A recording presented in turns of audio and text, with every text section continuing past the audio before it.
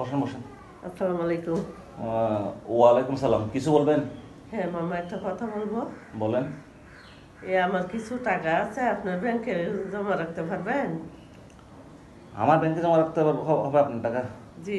কত আছে দেখি তো।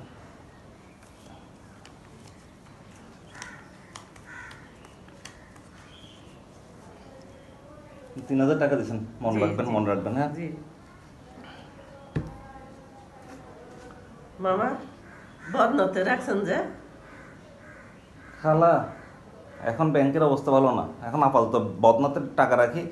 পরে এক সময় গিয়ে আমি ব্যাংকে জমা দিয়ে আসবো, যে সময় অবস্থা ভালো হবে তখন আমি ব্যাংকে জমা দিয়ে আসবো। এখন আপাতত বদনাতে রাখাই নিরাপদ।